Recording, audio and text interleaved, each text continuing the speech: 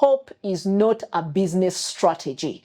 You must be able to infuse consistent marketing strategies in your business if your business must grow. Business owner, aspiring business owner, great business owner, no matter how good your product or service is, you must market. There is no stage at which you no longer need marketing in your business. Think about it.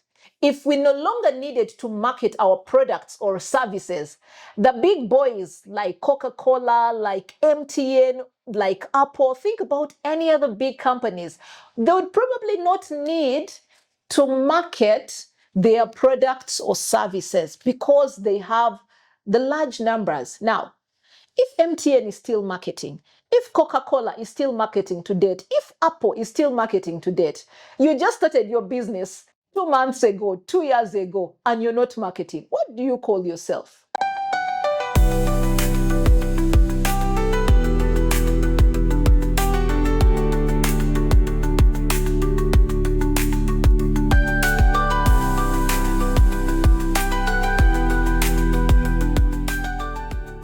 I nearly killed my own business, not because the business idea was bad, but because of mistakes that I made. I'm not proud of my mistakes, but I'm not ashamed of them. And because I'm not ashamed of them, I'll share them with you, and I'll also give you solutions to some of these mistakes so that you can have a better experience than I had. Welcome to yet another episode of The Lamp, the Lydia Amuge podcast, a podcast that brings you ideas, insights, and inspiration to help you build a profitable, purpose-driven business.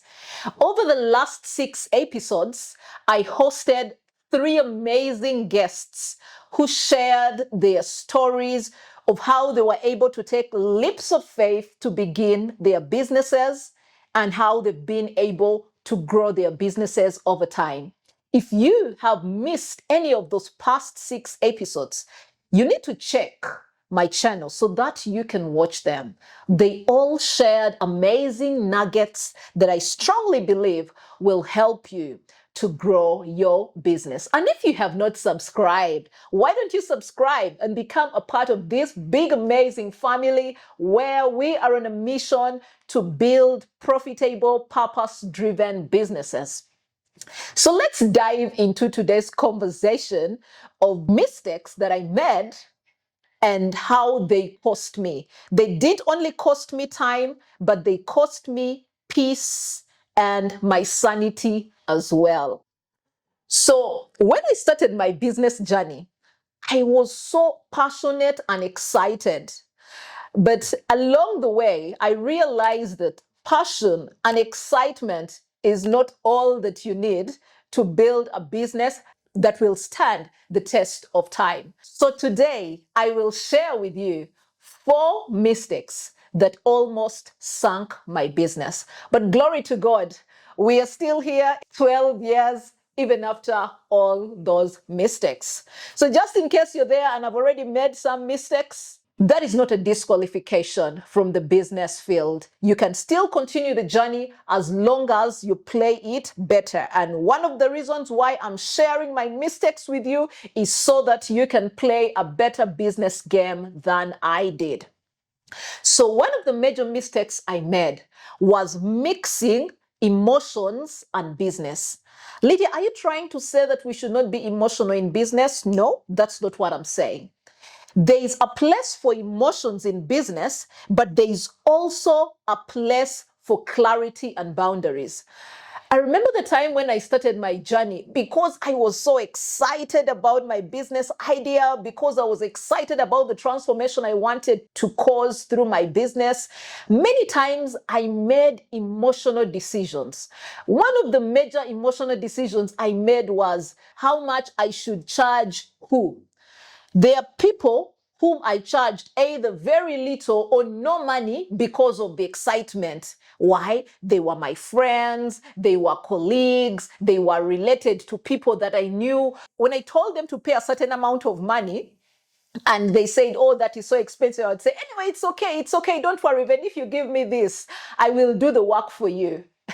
However, when it came time for paying bills, I realized that it was not passion that was paying bills. When my electricity bills came, when I needed money to buy different things for the business, I needed money, not passion. At that point, it was not passion that was paying my business bills.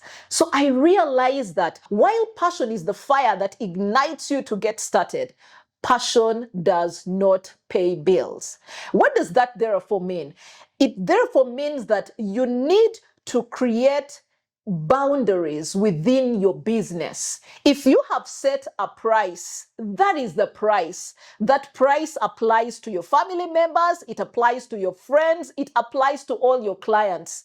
If you keep on having price segregations because this is my father, because this is my mother, because this is my sister, because this is my relative, from this and this village, you'll realize that you will keep struggling to make money as a business owner.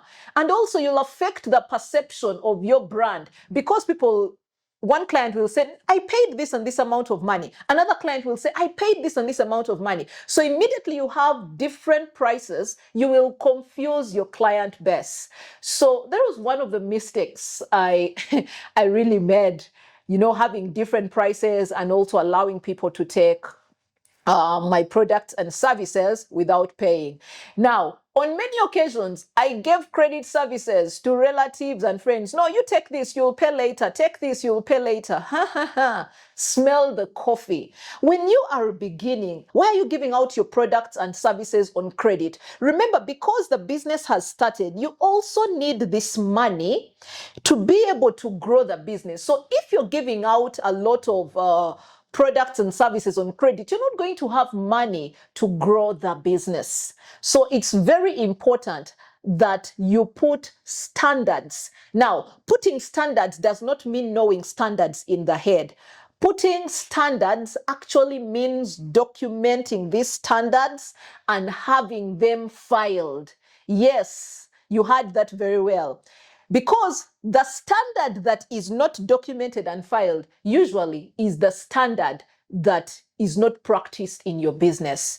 So think about it right now. Do you have documented standards that are actually printed? It's very important to have standards so that those standards will guide you. If you don't have standards, you will be guided by your emotions. Another place where emotions cost me is when it came to decision making. Business is a place where you are going to be making decisions almost every day. And guess what? In business, there is nothing like this is a small decision, this is a big decision. Because even what looks like a small decision today will compound over time and will affect your business later on. So it's very important to think through your decisions critically before you make them. Now, one thing I learned is not to make decisions when you are very excited and when you are angry. I realized that most of the decisions I made when I was very excited worked against me. When you're very excited, you'll tell someone, yes, take that product. Don't worry, you'll pay me when you feel like, yes, take that. I don't care. You don't have to pay me. But later on, you realize that decision was made out of excitement. Then also making decisions out of anger is not a very good thing. I remember there are times when I had challenges with my business partner, and in retrospect, I realized that I could have made certain decisions better if I was not angry.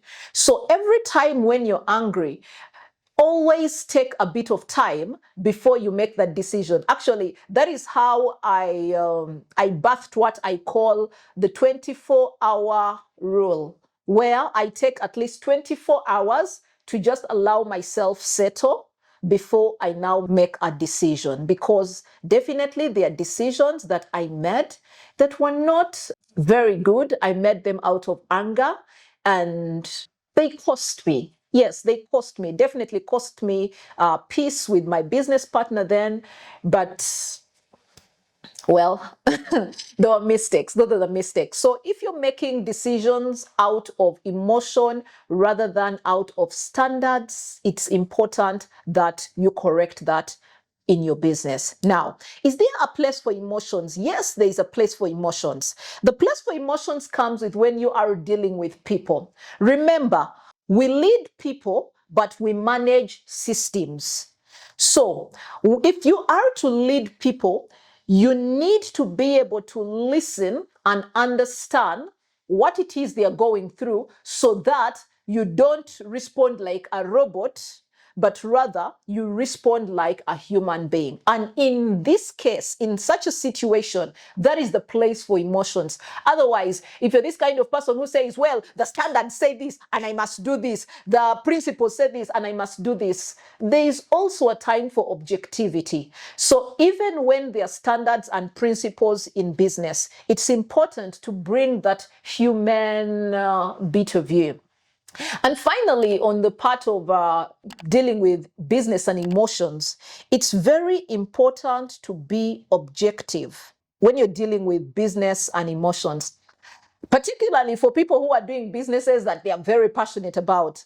I remember one of my mentors told me, Lydia, love your business, but don't love it so much that you cannot be objective when you need to be objective. In business, there are going to be many times and situations where objectivity is what will save you. So I didn't really understand that statement of his, particularly at the early stages of my business, because when you're passionate, you're on fire, and when you're on fire you want to set the whole world on fire. But in business, it's important to make decisions with a lot of objectivity. Let me give you an example. Say you're passionate about what you're doing. That passion can sometimes lead you astray. Let's say you've created a product or service and you think it's the best product or service, it's what the market needs, but that is what you think. But is that what the market actually needs? So as a result of your emotion and fire and passion for that product or service, you end up sticking with it, and yet the market is saying another thing. I remember there was one of the products that I created called Espresso for Leaders. Now, I created it because I loved coffee so much. So I thought I should create a unique leadership program. Leaders, because they're in the corporate space, they'll relate with this coffee cup. But to my shocker, the leaders didn't relate with the name of the product. Whenever people saw the product, they would say, are you selling coffee to leaders? I felt annoyed, and I was thinking, how can't they understand that I'm not selling coffee to leaders? This is a program. Can't you see what I'm saying? Until that was the time when I actually learned that it's not about me and what I feel about my product or service. It's finally about the end user, the customer. Because remember, the purpose of business is not to solve a problem for yourself or to fulfill your passion, but the purpose of business is to create a valuable solution for your client. Mistake number 2 that I made was mixing personal finances and business finances. Now, I know this is a very big mistake that many business owners make. As a matter of fact, if I just asked everyone right now in the comment section to go and type if they have made that mistake, I'm sure my comment section will be loaded with many people say, yes, I have made that mistake. Of course, when you start business, you automatically get that sweet and beautiful title, CEO. And then you're now a business owner. And then you now have, a business that you can run. So with that title also comes some privileges. What are the privileges? The fact that you can move the money however you want. But over time, that privilege becomes a liability. So I remember many occasions I actually got business finances to finance my personal agendas. Now, on many occasions, such kind of money was not recorded, and neither was it to even be refunded, because anyway, it was the business owner picking the money. So why should the business owner document it? I was paying myself for working so hard. And sometimes why we do that as business owners, we overpay ourselves at the cost of the business. So I remember one particular time when, there were some particular personal expenses that I wanted to make. And yes, I picked money from the business. But 2 months later, I had a client and I needed to make some purchases in preparation for that assignment. Unfortunately, the client said, you know what, you can start preparing, the money will come in later. We had already signed the contract. It was tough because I didn't have the money. I had spent the money. That therefore sent me to a place of now borrowing in order to fulfill this client's needs.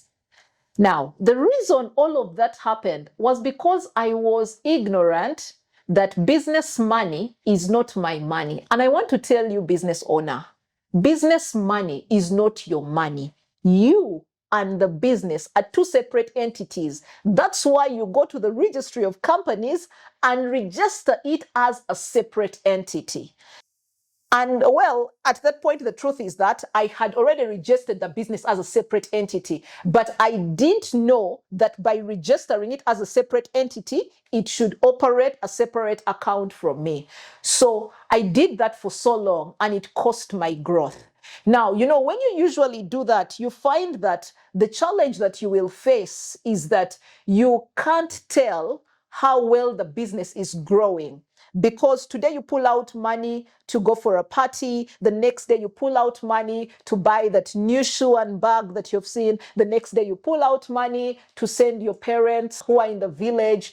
Over time, you can't tell the true worth of the business because you are taking out money and pulling out money for agendas that are not business agendas.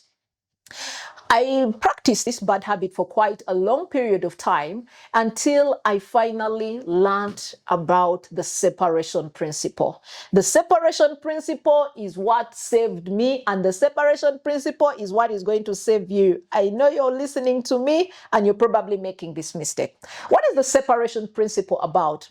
The separation principle is basically about getting your finances and putting them into separate accounts.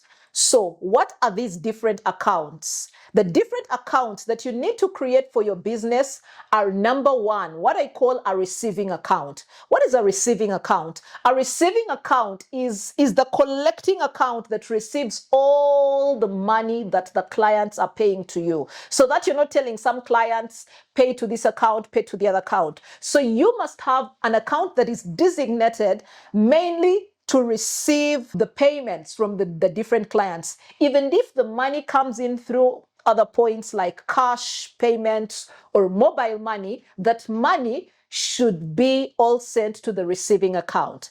Then when it comes to the receiving account is now when you now start to practice the separation principle.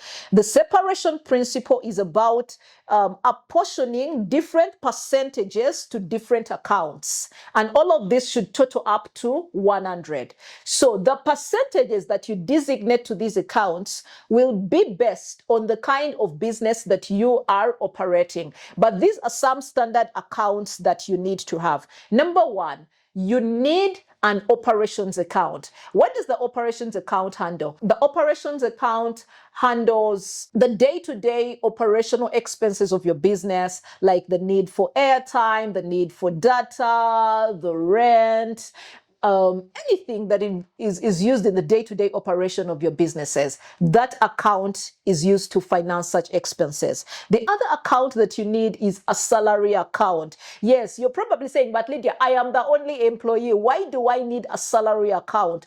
The purpose of having the salary account is to prepare you to be able to onboard a team that will help you grow your business. One of the reasons why very many business owners are exhausted, and I was also exhausted, is because you don't have money that is set aside to pay employees or support teams that will help you to achieve the agenda of growing your business.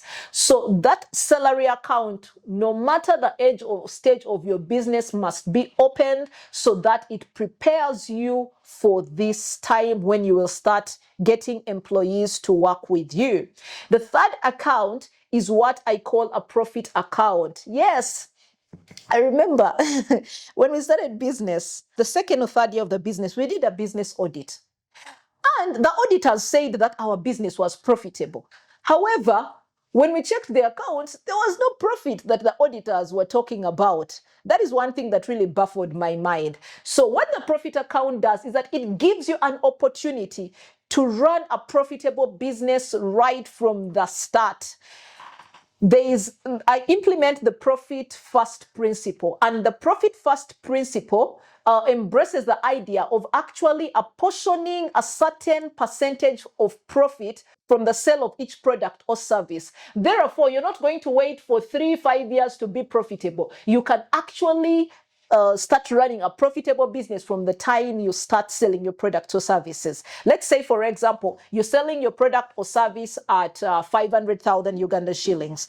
If you have said that 10% of this of each sale accounts for profit, that means that already you are 50,000 profitable. So you immediately pick that money and put it in the profit account. So having a profit account enables you to run a profitable business right from the start. It's a very nice experience, by the way, to see your business make profit right from the start.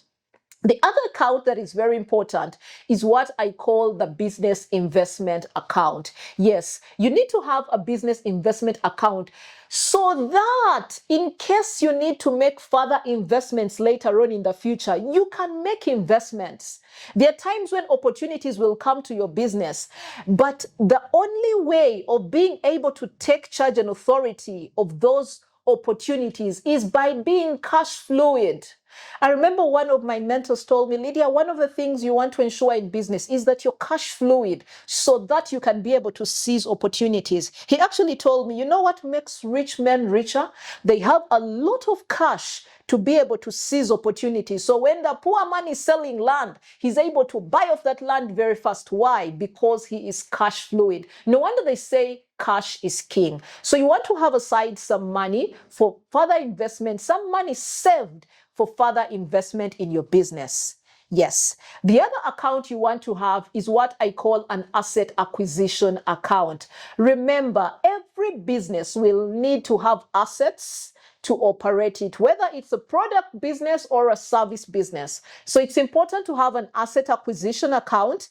And this asset acquisition account is what you use to acquire assets. Now, assets will look different for different kinds of businesses, but I trust that you know you'll need different assets to enable your business grow.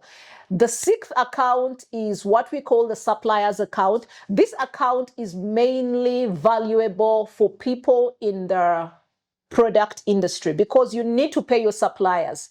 If you don't have this account, you'll find that you will struggle to keep your product available for your clients because you can't pay your suppliers. So it's very important to have a suppliers account. And definitely the seventh account is the taxman account. The taxman will always come to you, whether you know it or not. I remember the time when the taxman came to us and we were not ready for him. He charged us. He charged us because he was not happy with us. Now, the taxman operates across all nations. No matter where you're watching me from, you know that you have a taxman who will always come to you. So it's always important to have this account. Now, I may not go further into the percentages of how these are distributed. I talk about this in my Passion to Profit Mastery program. So just in case you want to understand further how this actually works on a day-to-day business operations, I just want to invite you to join in for my Passion to Profit Mastery experience. We have closed for this year,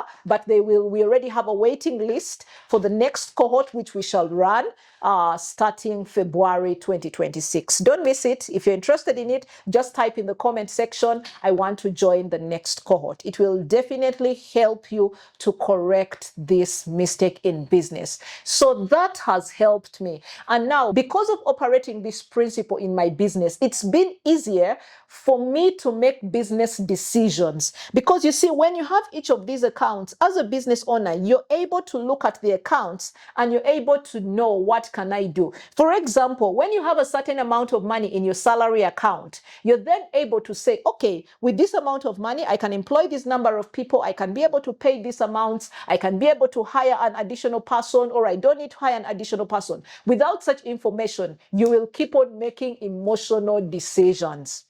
So that is it. Make sure you put the separation principle into practice in your business. And I can promise you, you'll come back and thank me and say it's one of the best things that has happened to you since the time you started your business.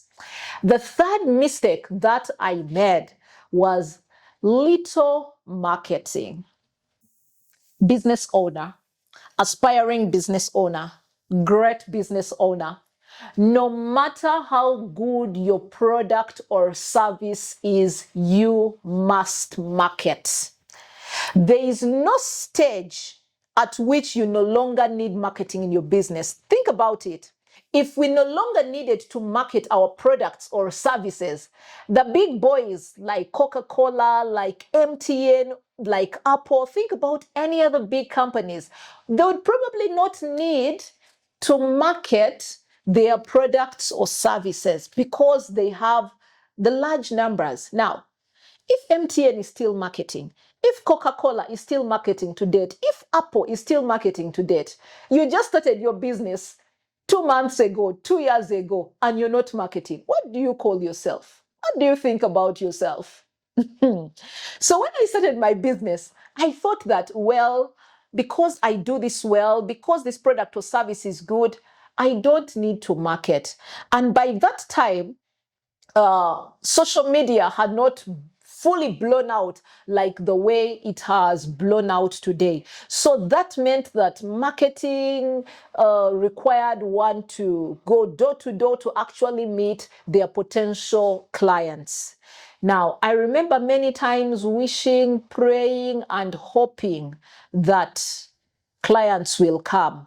Hope is good, but hope is not a business strategy. You must be able to infuse consistent marketing strategies in your business if your business must grow. Tell people about you. Go tell it on the mountains, over the hills, and everywhere that you have a product and service that they need to buy. Don't assume that because your product or service is good, they will buy.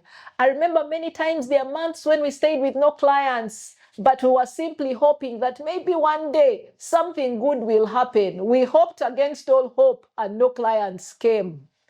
So, just in case you are hoping and still hoping like me, you should stop hoping and start marketing. Market aggressively. And today we have an opportunity to market aggressively over the different social media platforms. Don't get comfortable with only putting out one video, with only putting out one post and say, I have marketed. No. Marketing is a game that you must play consistently. Yeah? You must, the more pieces of content you put out, the more findable you become. One of the mistakes we made is that we were not findable. We were not findable. We were only known to ourselves and our relatives and a few other people. If you are not findable, you will not be able to grow your business or make money in business. I remember last year, I was talking to a lady in Nigeria. She now became my friend. But when I asked her for an opportunity to work with her, guess what she asked me for? She didn't say, Lydia, send me your profile. She said, send me your social media handles. In other words, she was going to use my social media handles as the judgment tool to judge whether I was the right kind of person she should work with. Now, imagine, after her seeing my social media handles was when she was confident that she can be able to work with me. Now, How much content are you putting out? If someone asked for your social media handles right now, would they be confident enough to work with you? Would they be confident enough to buy your product or service? Or would they say, Jesus, I can't work with this person? So I want to challenge you today to put out as much content as you can.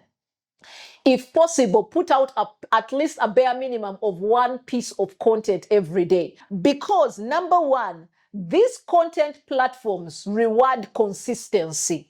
The more content you put out, the more of your content they will push out. But also, number two, the more consistent you are, the more you grow in that habit of marketing. So marketing is not something that we are naturally born with. Marketing is a habit that we grow into over time as a result of repetition. So check your business right now. When you look at the pieces of content that you're putting out, are they good enough to bring awareness? Because remember, marketing is about awareness. So when there's awareness brought to your business, that is how you can make the sell. You will not be able to sell without marketing. So this is how sales actually happen. Sales happen because of the marketing, not vice versa. So some people are struggling. They are pushing a lot of sales, sales, sales, sales. No, you first create awareness through marketing, and then it is the awareness that will give people confidence to buy. Because remember, people buy from people they know, like, and trust. So that was the third mistake that I made that cost me. And finally, the fourth mistake that I made that cost me was engaging in business partnerships with no signed documentation.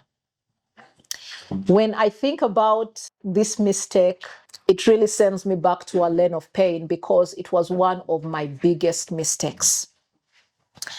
When I started my journey with my business partner, we were friends.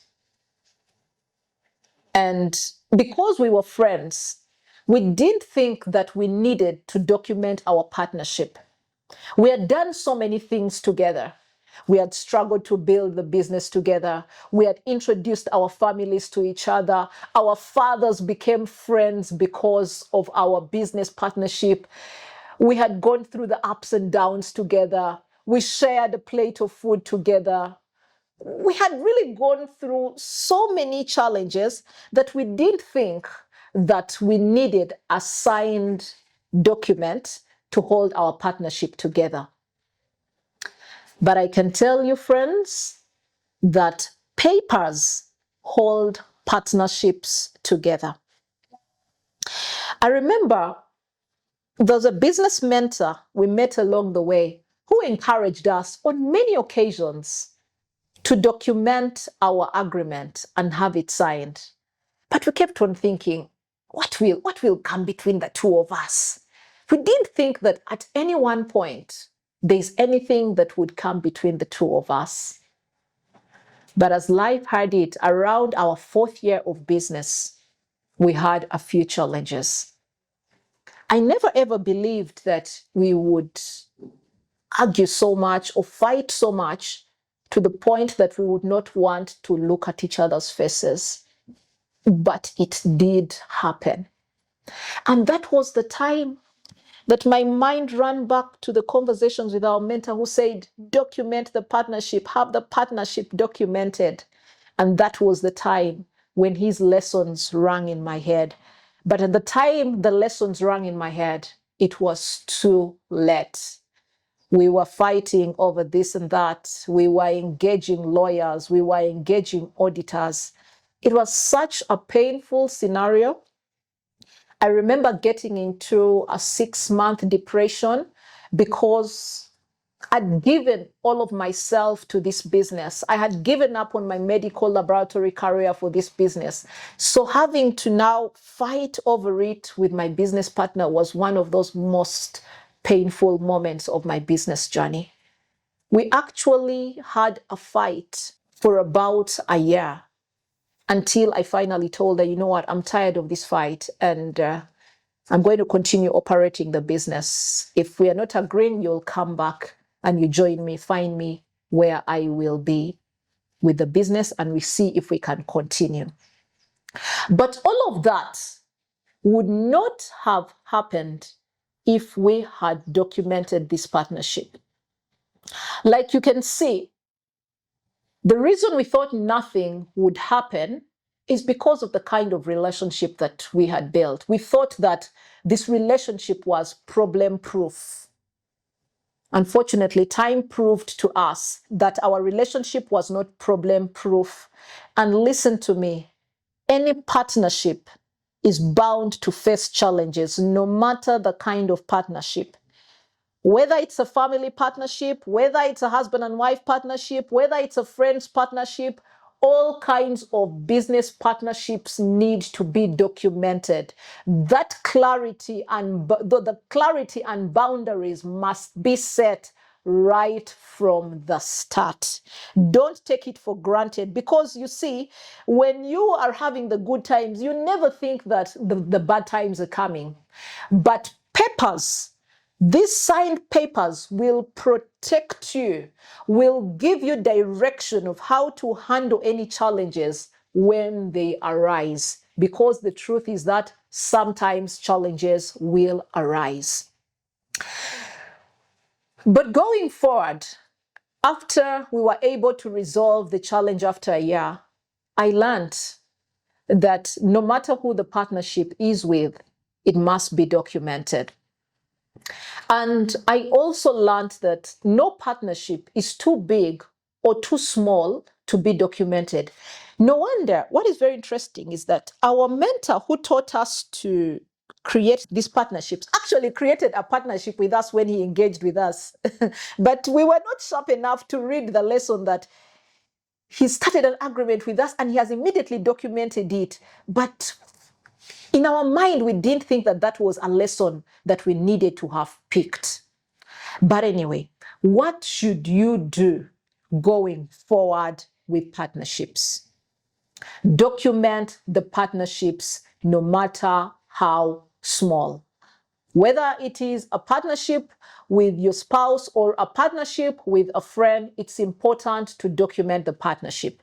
Number 2, review the partnership after the period of time when it has ended. Let's say you have documented the partnership and say this partnership will run for a period of 1 year renewable. After the 1 year, revise the partnership, and if there is need to renew it, you can then renew it and revise anything else that needs to be revised.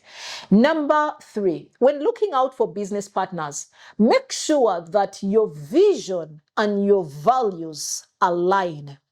It's very critical for you to have a business partner whose vision and values align with you, because it is this same vision and values that will stretch you apart if you are not aligned.